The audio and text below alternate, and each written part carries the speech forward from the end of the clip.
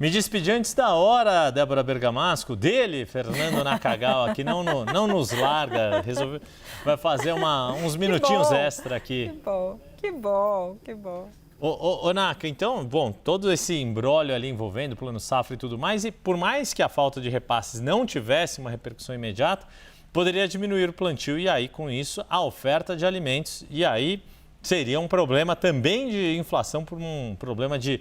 Quer dizer, na verdade, muito dessa inflação de alimentos é explicada muito mais por uma questão de oferta do que qualquer coisa, mas não por uma questão de falta de crédito para ter produção para ofertar produtos, né? Como diria, sempre citado pelo jornalista Hélio Gaspari, o economista Delfim Neto, aquilo que se espera de todo o governo, né? Montar a banquinha, oferecer berinjela para a freguesia e ter troco no caixa para atender o pessoal. Acho que um pouco a ideia é essa, assim, ter a lojinha minimamente arrumada para não dar argumentos para o outro lado dessa discussão, que pode usar esse argumento para, por exemplo, apontar o dedo para o governo, dizendo, olha, faltou o crédito, isso aumentou os nossos custos, tivemos de repassar esse aumento de custo para você, consumidor, por isso a comida está mais cara. Então o governo tenta cercar esse possível argumento que, de fato, já está sendo usado por parte do agronegócio ao dizer que as condições macroeconômicas prejudicam o custo do crédito, que hoje é maior do que foi no passado. Isso explica pelo menos parte do aumento do preço dos alimentos. Para além disso, Yuri e Débora, há um aspecto interessante que é um detalhe, mas que salta aos olhos do mundo da economia, que hoje, na comunicação feita pela Casa Civil para o anúncio dessa medida provisória, há um item do release ali, do comunicado à imprensa, que é o finalzinho do comunicado dizendo responsabilidade fiscal. Esse é o intertítulo. E aí o texto diz, o governo federal reforça ainda o compromisso com o esforço fiscal, salientando na exposição de motivos que as despesas adicionais serão executadas dentro dos limites previstos na Lei Complementar 200/2023, conhecida como novo arcabouço fiscal. Ponto. A nota diz isso. Perguntei, aí você vai no Diário Oficial, tá o texto da medida provisória, bonitinho, mas não tem exposição de motivos. Perguntei no MPO, cadê a exposição dos motivos? Não tem lá. Me disseram, olha, pergunte na Casa Civil. Na Casa Civil também não tem a exposição de motivos. Então, esse tipo de situação é um detalhe, é um tecnicismo.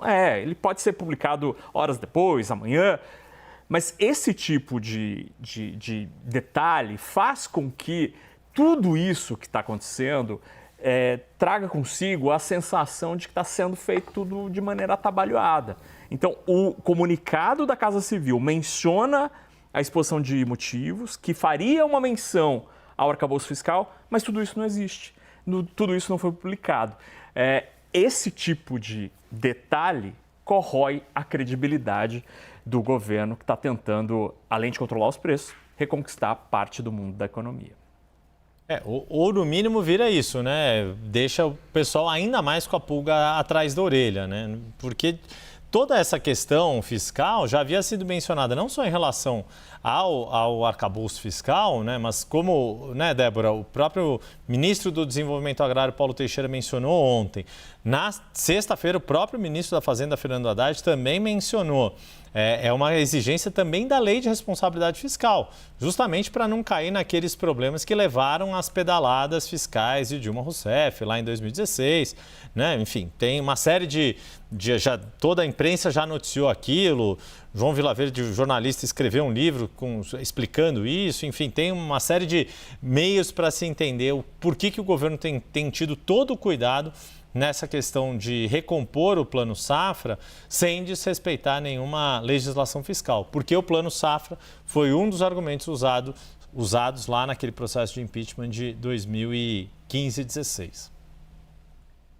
Pois é, e ficar sem o Plano Safra, não disponibilizar o Plano Safra é um pecado mortal, porque é quase como um direito adquirido ao longo de todos esses anos, né? Então, politicamente, seria realmente, como quase foi por alguns dias, tudo que o governo não precisaria nenhum desse fato político nesse momento e azedando ainda mais a relação com o agro. Olha, eu vou me despedir de você, Fernando Nakagawa, Nakagawa, mas vou deixar a porta entreaberta. Caso você queira voltar, será bem-vindo. Tá bom, é só chamar, eu fico ali no cantinho da redação. Bom, então daqui a meia hora a gente chama.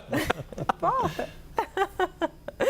Obrigada, Beijo, gente. Fernando Nakagawa. Beijo.